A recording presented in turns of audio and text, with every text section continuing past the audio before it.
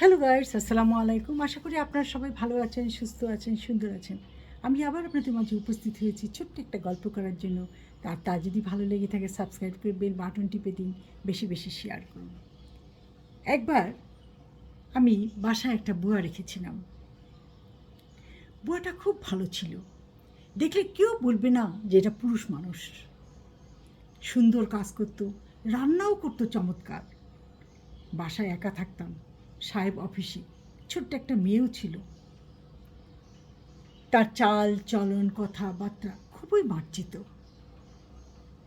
একদিন দুপুরবেলা ঘুমিয়ে পড়েছি, হঠাৎ ঘুমটা ভেঙে যায়। আমি নিঃশব্দে আস্তে আস্তে তাদের ঘরের দিকে যাই।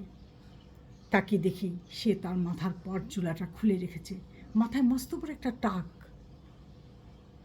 শাড়ির আঁচল নামিয়ে রেখেছে, দুইটা আপেল সামনে রেখেছে।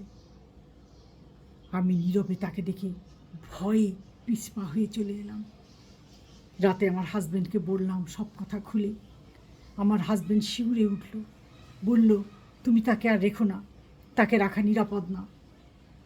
তারপর দিন সকালে আমার সাহেব তার পিয়নকে, অফিসার দুজনকে ডেকে নিয়ে আসলো, নিচে গার্ড দারোয়ানদের ডেকে আনলো। সে কিছুটা আঁচ করলো। তারপর তাকে বলল, তুমি তো মহিলা না, তুমি পুরুষ। শিগগির বলো, কেন, কি মতলবে তুমি এই বাড়িতে এসেছো? বহুত জেরা। সে মুখ খুলে না, বলে না আমি মহিলা।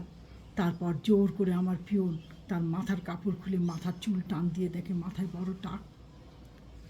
তারপর সে তার ইতিহাস বলতে থাকে। সে খুব গরিব দুঃখী একজন পুরুষ মানুষ, কোথাও কাজ কাম পায় না। রান্নার কাজ শিখেছে, কেউ বাবুর্চি তো নেয় না। ঘরে বউ আছে, দুটো বাচ্চা আছে, তাদের কি খাওয়াবে, কি করবে? তাই সে মহিলা সেজে মানুষের বাসায় কাজ নেয় এবং কাজ করে সেই টাকায় তার সংসার চালায়। তার মিষ্টি কথা শুনে আমি কিছুতেই ভুলতে পারিনি। আমার সাহেবও না, বলছে না, সম্ভব না, তোমাকে আর রাখতে পারবো না। তার হাতের বেতনগুলো তার হাতে বুঝিয়ে দেয়। সে বহুত কেঁদেছে, বলছে না, তুমি কি মতলবে আসছো জানি না, কিন্তু তোমাকে আর রাখা সম্ভব না। যখন জানতে পারলাম তুমি মহিলা না পুরুষ, তখন তো আরও না, কারণ আমার স্ত্রী একা থাকে বাসায়, কখন কি অঘটন ঘটে যাবে তখন আমি কাকে ধরবো? বলছে, স্যার আপনার হাতে পায়ে ধরি, আমি কোনো অঘটন ঘটাবো না। বলছে, না, কিছুতেই না, তুমি চলে যাও, নাহলে পুলিশে ধরিয়ে দেবো। তারপর সে নীরবে যখন তার কাপড় চোপড় ব্যাগ গুছাচ্ছে, আমার দারোয়ান পিয়ন তার ব্যাগে হাত দিয়ে দেখে তার ব্যাগের ভিতরে বড় একটা চাকু, বড় একটা ছোরা, ধার। তখন বলছে, তুমি এই ছোরাটা নিয়ে আসছো কেন? বলছে, এটা আমার সবসময় আমার কাছে রাখি। বলছে, তুমি নিরাপদ না, তুমি এখনই বেরিয়ে যাও। তারপর সবাই জোর করে তাকে বাইরে বের করে দেয়। তারপর থেকে বুয়া রাখার আগে 7 বার চিন্তা করি, কি জানি সে যদি আবার পুরুষ হয়ে থাকে। তাই বলছি, রাখেন, সমস্যা নেই, কিন্তু তাকে ভালো করে পরখ করে রাখবেন।